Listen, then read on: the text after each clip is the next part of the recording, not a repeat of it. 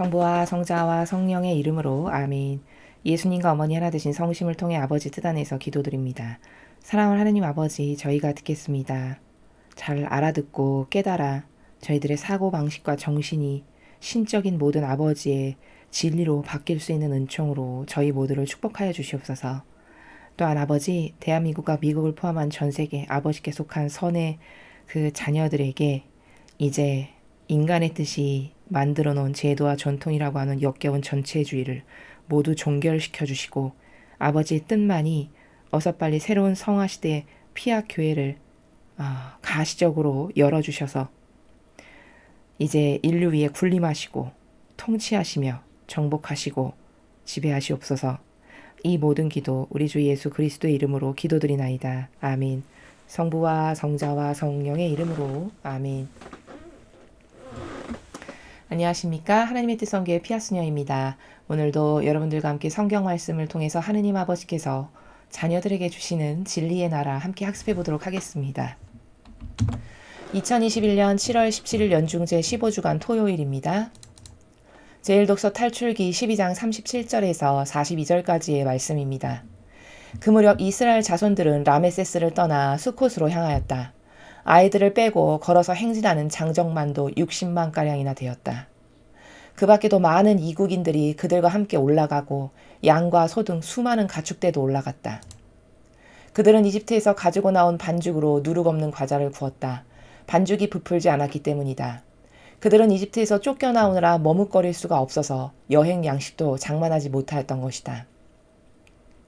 이스라엘 자손들이 이집트에서 산 기간은 430년이다. 430년이 끝나는 바로 그날 주님의 모든 부대가 이집트 땅에서 나왔다.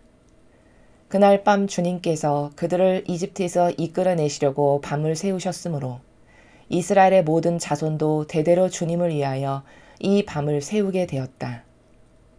주님의 말씀입니다. 하느님 감사합니다. 자, 이제 드디어 백성들이 아버지께서 말씀하신 대로 문설주에 피도 바르고 또 양과 소를 구워서 이웃과 함께 나눠 먹는 그 파스카 모든 예식을 다 치른 뒤에 그리고 이제 아버지께서 정해놓은 디데이가 되자 그 이집트 땅을 430년 만에 무려 430년 만에 탈출하게 되는 장정의 이제 그 과정에 종지부를 찍고 나오는 모습을 우리가 보고 있습니다. 오늘 여기서 우리가 하나 좀 관점적으로 유심히 보아야 할 내용은 여기 42절을 보시면 그날 밤 주님께서 그들을 이집트에서 이끌어내시려고 밤을 세우셨으므로 바로 이 구절입니다. 자, 제가 왜 이 구절을 여러분에게 말씀드리냐면 하느님을 우리는 평상시에 어떠한 마음의 나라에서 대하고 있는가라는 점을 한번 여러분 각자 개인적으로 여러분의 양심의 나라에서 살펴보셨으면 해서 말씀을 드리는 것입니다. 우리는 안타깝게도 이교도에서 종교 생활을 시작한 사람들입니다. 그 이교도의 가르침이나 전하는 모든 사항이 과거 우리가 진리를 몰랐던 시절에 그것이 정말 순수하고 순진한 마음으로 진실인 줄 알았고 사실인 줄 알았고 그것이 마치 예수님과 어머니께서 전해주시는 그런 가르침이 뭔지도 모르고 성경과 다름에도 불구하고 성경 자체를 똑바로 배워본 적이 없기 때문에 성경하고 다르다는 것조차도 모를 만큼 그 정도로 아둔하고 눈과 귀가 닫혀 있었던 우리들이죠.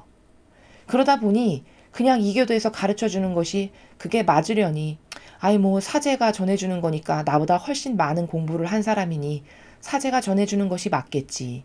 이런 정말 순진한 생각으로 열심히 종교 생활을 했었습니다. 그러다 보니 우리 안에는 하느님에 대한 그리고 예수님이나 어머니에 대한 인식 체계가 올바르게 정립되어 있는 것을 거의 찾아볼 수가 없습니다. 왜냐하면 하느님과 예수님과 어머니께서는 막연하거나 피상적이거나 어떤 저기 먼 곳에 계신 분으로 가두어 두는 이런 막연한 존재가 아니시라는 점입니다. 오늘 42절을 보면은 주님께서 그들을 이집트에서 이끌어내시려고 밤을 세우셨으므로 이렇게 표현을 하고 있죠. 이렇게 전해주고 있습니다. 그럼 저 말씀은 우리와 똑같은 마치 인격적인 사람인 것처럼 비유를 들자면 실제적이고 사실적으로 우리 옆에 계시다는 것을 이렇게 표현을 한 거죠. 그치만 우리가 이론적인 이 한계적인 육이라고 하는 형상적인 것에 프레임에 갇혀서 살 수밖에 없는 한계적 존재이기 때문에 단지 육적인 우리의 눈으로 보이지 않을 뿐인 요 한계밖에는 없는 것입니다. 그치만 그 장막이 거두어지면 본질의 세계로 우리의 정신이나 사고방식이 완전히 새로워지면 예수님과 어머니를 뵐 수도 있고 말씀을 들을 수도 있고 이렇게 된다는 것을 우리는 성인 성녀들이 전해주는 하나님을 뵀던 다양한 체험들을 통해서 또 가까운 예로서는 루이사 피카레타의 천상의 책을 보면 늘 예수님을 마주대하고 보고 말씀을 듣고 이렇게 이런 관계성이 성립되는 것을 보면서 우리는 실제적인 분, 사실적인 분이 하느님이시고 실제적이고 사실적으로 지금 내 옆에 내 마음 안에 항상 나와 함께 계시는 분이 예수님이고 성모님이시구나. 이렇게 인식체계를 완전히 바꾸지 않으면 우리는 일평생 막연하고 피상적이고 어디 계실까? 저 멀리 우주 어디 하늘 끝에 계시지 않을까? 이렇게 하느님을 그러한 분이라고 하는 막연한 내 상상의 나라에 가두어 버림으로써 하느님과 긴밀한 관계를 맺을 수 없는 불구자적인 종교 생활을 하게 된다라는 바로 그 사실 때문에 여러분에게 말씀을 드리는 겁니다. 하느님은 오늘 42절에서 말씀해 주시는 바와 같이 전해 주시는 바와 같이 실제적으로 우리와 함께 계시는 분이다라고 하는 이 명확한 인식 체계가 우리에게 없으면 우리는 일평생 매일 막연한 그저 피상적이고 뜬구름 잡는 내 기호나 정서에 빠져서 그냥 고즈넉하고 안일하면서 어떤 안락한 그런 분위기가 그냥 좋은 이런 형식적인 종교 생활만 하다가 안타깝게도 끝날 수가 있다. 이 점은 너무나도 안타까운 사실이다라는 것을 여러분에게 말씀을 드리는 겁니다. 아버지는 그리고 예수님과 어머니는 실제로 우리 마음 안에 사실적으로 함께 계시고 살아 계시는 분이십니다. 단지 차원의 눈이 우리가 예를 들어 루이사 피카레타처럼 하느님과 혹은 예수님과 어머니와 대화를 나눴던 다른 성인 성녀들처럼 그 차원의 껍데기가 떨어져서 눈이 자꾸 열리게 되면 그러면 그렇게 더 사실적이고 구체적으로 만날 수 있게 되고 배울 수 있게 되고 들을 수 있게 되는 것이지 그게 어떤 특정한 인물에게만 일어나는 예를 들면 어떤 아주 매우 고귀하고 거룩해서 선택받은 영혼에게만 일어나는 이런 게 아니라는 거죠. 그런 게 아니라는 겁니다. 그러나 이런 사고방식을 우리가 어디서 가지게 됐냐면 이교도의 종교 생활에서 그렇게 막연하고 피상적인 하느님으로 인식하는 건 다 거기서 온 거거든요. 거기서 탈출하셔야만 여러분께서는 영성이라고 하는 하느님과의 나와의 관계성, 예수님과 나와의 관계성, 성모님과 나와의 관계성이라고 하는 영성을 더 깊이, 더 친밀하게, 더 많은 신뢰와 믿음으로써 하나 되는 그 단계를 구축할 수 있기 때문에 여러분은 그렇게 이교도의 종교생활에서 온 막연하고 피상적인 감성주의자의 나라에서 갇혀서 내가 보고 싶은 하느님, 내가 원하는 분위기, 정서, 그걸로 모든 것을 바라보는 이 프레임에서 반드시 나오셔서 사실적이고 실제적이고 구체적이고 리얼하게 살아계시는 아버지와 예수님과 어머니를 만나셔야지만 진짜 그때부터 신앙생활이 시작될 수 있다라는 걸 여러분에게 말씀을 드립니다. 자, 그러면 궁금증이 있으실 수 있습니다. 그럼 어떻게 만날 수 있나요? 어떻게 하면 만나죠? 이런 궁금증이 있으실 수 있습니다. 그거는 물론 사람마다 경험의 범주가 다르고 또 특별히 어떤 고유성이 다 다르게 창조를 하셨기 때문에 획일적으로 이 방법이면 만납니다. 이렇게 말씀을 드릴 수는 없지만 보편적으로 제가 여러분에게 드리고 싶은 말씀은 먼저 신뢰를 해야 됩니다. 신뢰. 믿음과 신뢰로서 아버지께 의탁하고자 하는 그 순수성이 먼저 회복돼야 되고 그런 마음으로 항상 하느님께 다가가야 됩니다. 예수님과 어머니께 다가가는 것도 마찬가지입니다. 내가 먼저 마음의 문을 활짝 열고 여러분 한번 생각해 보십시오. 그럼 어떻게 신뢰를 해요? 신뢰가 안 생기는데 믿음이 안 생기는데 어떻게 믿을까요? 또 이런 질문을 하실 수 있어요. 자, 이것은요. 이런 객관화의 질문을 여러분이 스스로에게 자꾸 해보시면 됩니다. 예를 들면 어떤 거냐면 이런 거죠. 내가 지금까지 응애 엄마 뱃속에서 태어나서 오늘날의 나이에 이르기까지 살면서 이거는 진짜 절대성으로 믿어도 좋다. 이거는 절대 변하지 않고 어떤 경우에도 나를 떠나지 않고 어떤 경우에도 배신하지 않아. 해서 절대성과 완벽한 유일성으로 속해서 하나 되고 싶었던 그런 사람이나 어떤 대상이 있었는가를 한번 잘 생각해 보십시오. 여러분 그런 사람이나 그런 대상이 있으셨나요? 나의 것을 요만큼도 남기지 않고 완전히 속하고 싶었던 완전히 하나 되고 싶었던 저기만 속하면 그냥 마음이 한없이 편하다. 진짜 안정적이다. 평화롭다. 이랬던 것을 세상에서 찾을 수 있었는지를 한번 곰곰이 생각해 보시기 바랍니다. 물론 가족, 특히 부부관계는 하느님의 뜻 안에서 서로를 존중해서 사랑하는 관계지.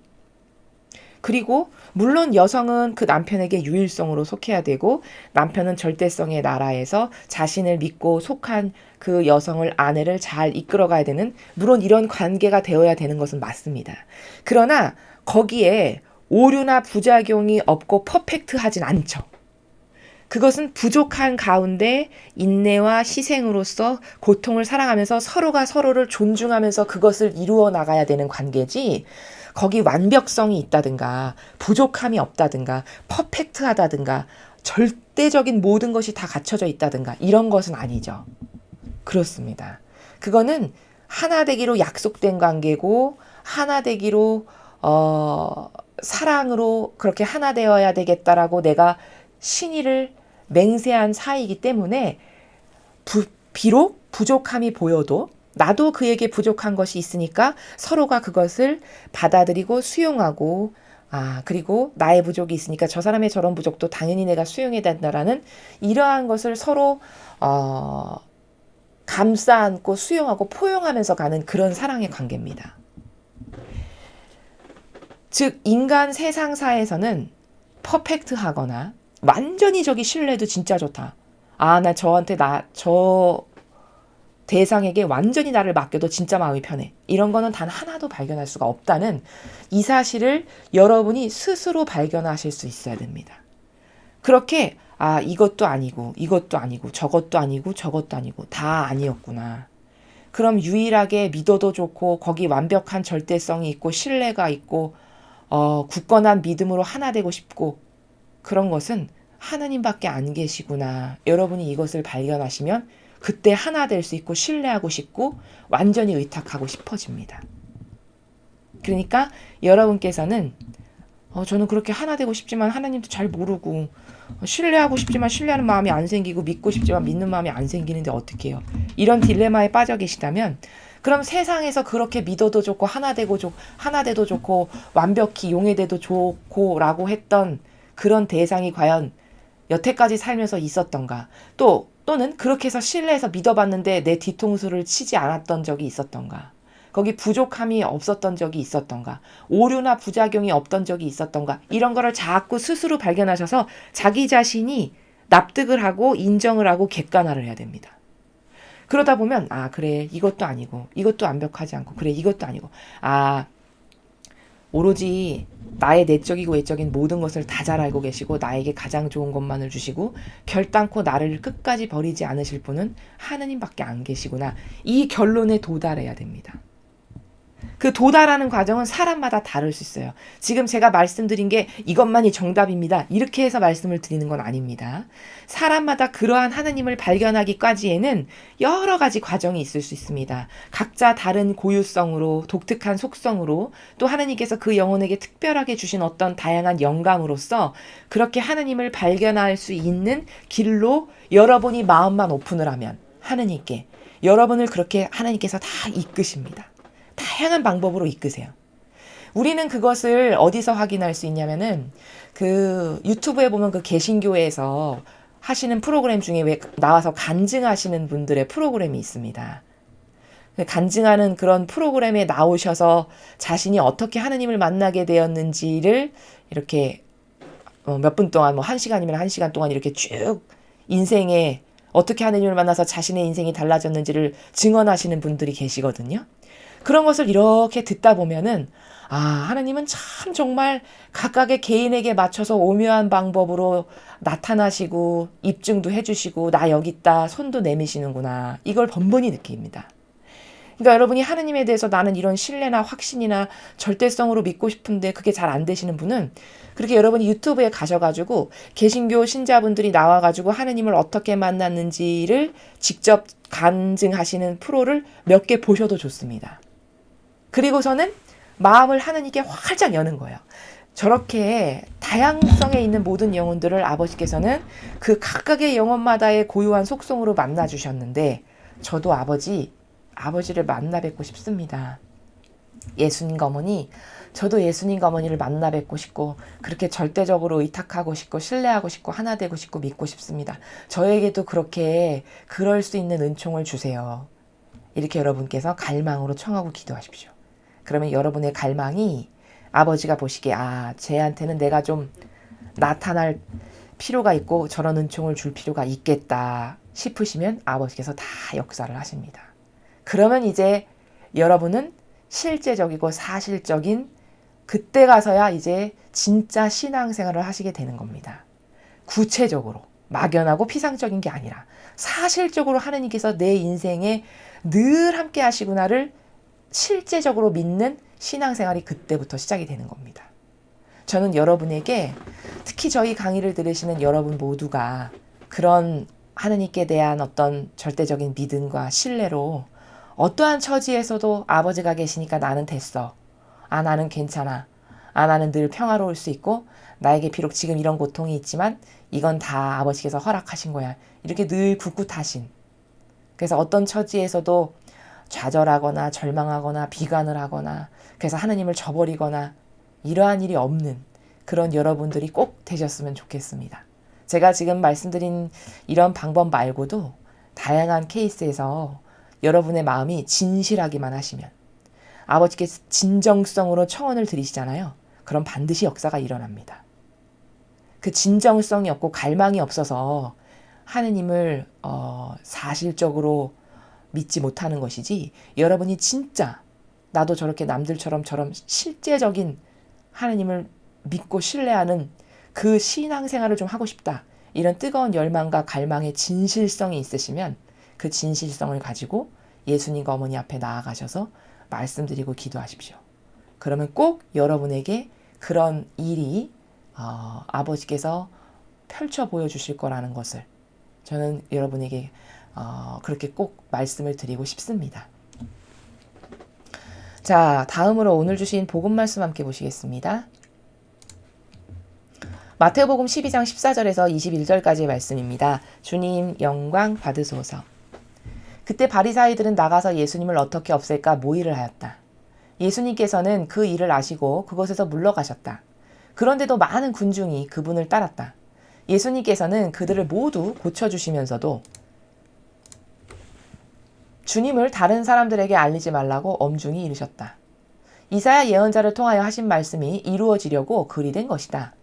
보아라, 내가 선택한 나의 종, 내가 사랑하는 이, 내 마음에 드는 이다. 내가 그에게 내 영을 주리니 그는 민족들에게 올바름을 선포하리라.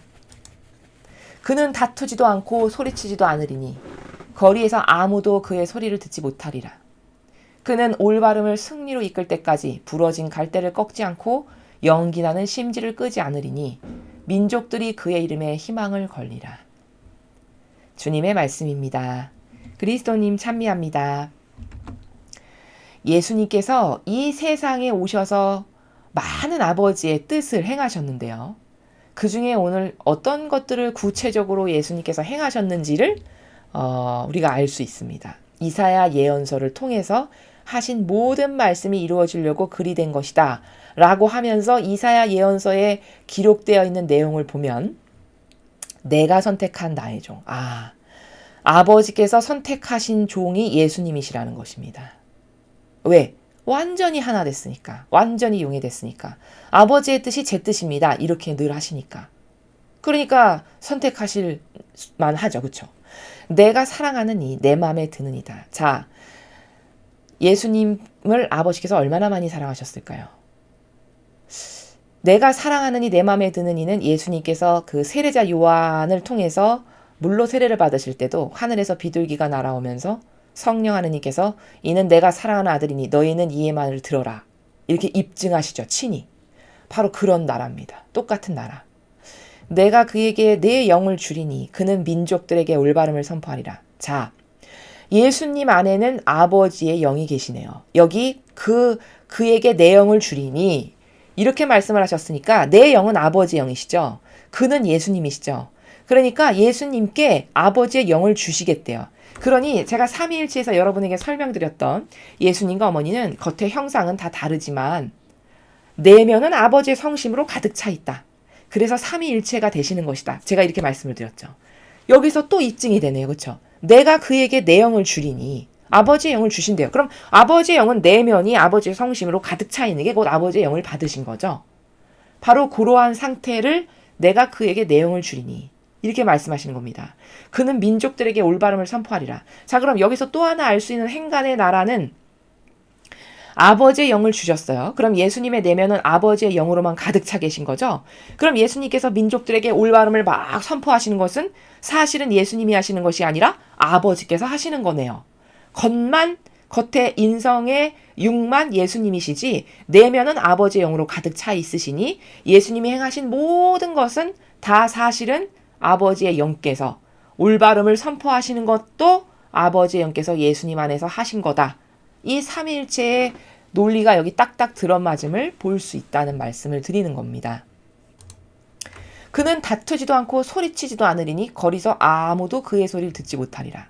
자, 다투지도 않고 소리치지도 않는다는 말씀은 무슨 말이냐면 어떤 인간적 방법으로 아버지의 일을 하시지 않는다는 거예요. 예를 들어 인간적인 방법으로 아버지의 일을 하다 보면 자칫하면 어떻게 되죠? 악의 세력이 나타났어요. 그럼 거기서 막 말다툼하고 싸우게 되고 이렇게 되죠. 그 인간적인 것에 치우치게 되면 그런 우를 범하기가 쉽습니다. 왜? 감정이 훅 올라오니까요. 근데 예수님은 그런 인간적인 나라에선 한 번도 아버지의 뜻을 행하지 않으셨다는 말씀이에요. 다 신성의 나라에서 아버지가 원하시는 것이 다 내 뜻이야. 아버지의 영께서 내 안에서 모든 것을 다 하실 수 있도록 완전히 내어드리고 하나 된 요 상태에서 행하셨기 때문에 어떠한 순간에도 인성으로 악을 대하거나 인간적인 나라에서 악에게 어떤 응징을 하거나 이런 걸 안 하시죠. 바로 19절의 나라가 그렇게 예수님께서 아버지의 뜻을 행하실 때 무슨 치졸하게 인간적인 방법으로 뭐 싸우거나 거기서 목소리 막 크게 높여서 다투거나 이런 걸 안 하셨다는 그런 말씀을 말씀하시는 겁니다. 그는 올바름을 승리로 이끌 때까지 부러진 갈대를 꺾지 않고 연기나는 심지를 끄지 않으리니. 자, 올바름, 참된 진실과 사실이라고 하는 이 진리가 세상의 승리가 돼서 그 진리가 지배적인 세력이 될 때까지. 그래서 모든 사람이 진리만이 옳습니다. 맞습니다. 저것만 따라야 됩니다. 우리에겐 저것만이 유일한 희망입니다. 이래서 인류가 다 인정해서 진리로 평정. 그게 승리죠. 그렇죠? 그렇게 되는 것이 승리죠. 그렇게 해서 진리로 평정되는 승리가 될 때까지 부러진 갈대도 꺾지 않고 연기나는 심지도 끄지 않으신다는 건 뭘까요? 비록 지금 악하고 또 하느님을 모르고 또 잘 깨닫지 못해서 악에게 협력하거나 동조하는 이런 수많은 영혼들 그리고 남이 저거는 더 이상 희망 없어 라고 보는 이런 가련한 영혼들 기타 등등 이런 수많은 영혼들이 있지만 끝까지 기회를 주신다는 거예요. 부러진 기회를 꺾지 않고 심지를 끄지 않는다는 것. 인간으로 봤을 땐 저건 희망 없어 가망 없어 저건 이제 끝이야 이렇게 말하는 그 영혼 하나까지도 혹시 그 영혼이 회개해서 마지막 순간에 돌아올 수도 있잖아요. 그렇죠? 아버지의 뜻 안으로.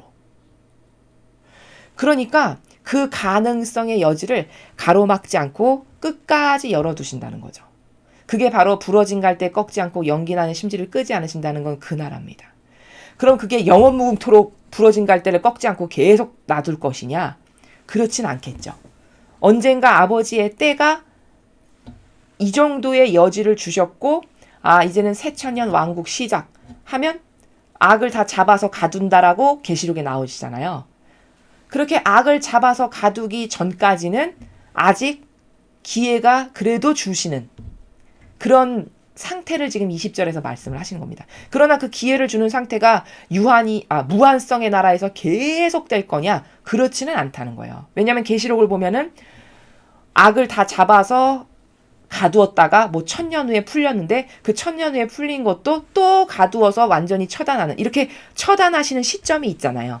그러니까 그때까지는 아버지께서 기다려주시고 혹여라도 돌아올 수 있고 다시 되돌릴 수 있을지 모르니까, 그의 자유의지가 회개를 해서 다시 돌아올 수 있을지 모르니까 기회를 준다라는 말씀을 20절에서 하시는 거고요. 민족들이 그의 이름에 희망을 걸리라. 그렇기 때문에 저러한 예수님이시기 때문에 모든 민족들이 저렇게 진리만으로 이 세상을 다스려 주시는 게 맞아. 우리가 전체주의도 해봤고 못도 해봤고 공산주의, 빨갱이, 뭐 전체주의, 뭐 교황이 하는 뭐 적그리스도가 하는 세상, 이런 거 다 해봤는데 다 먹고 희망 없고 오로지 진리만이 유일한 답이고 희망이고 저희들을 제발 통치해 주시고 군림해 주세요. 이제 민족들이 그렇게 인정을 하게 될 겁니다. 성화 시대로 점점 가면 갈수록 그렇게 될 겁니다. 그럼 민족들이 그 예수님의 이름에 희망을 건다는 거죠. 그게 바로 그런 세상이 도래할 거고, 그렇게 돼서 이제 아버지의 뜻이 군림하시고 통치하시고 지배하시는 그런 성화 시대가 이미 천상에선 시작됐고, 우리 눈에 보여지는 가시적인 시대도 앞으로 그렇게 도래하게 될 거다.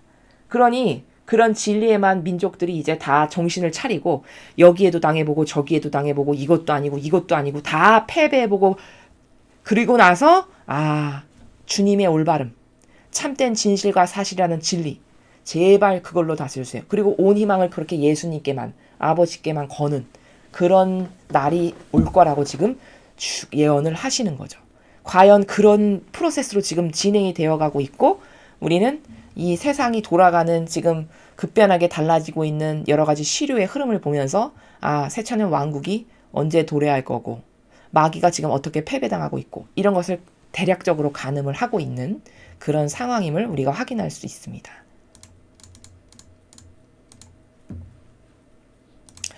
오늘은 우리가 탈출기를 통해서 하나님 아버지를 어떻게 사실적으로 만나 뵙고 신뢰하고 위탁하고 싶은데 나는 그런 것이 잘 안 된다. 그러면 하나님을 어떻게 구체적으로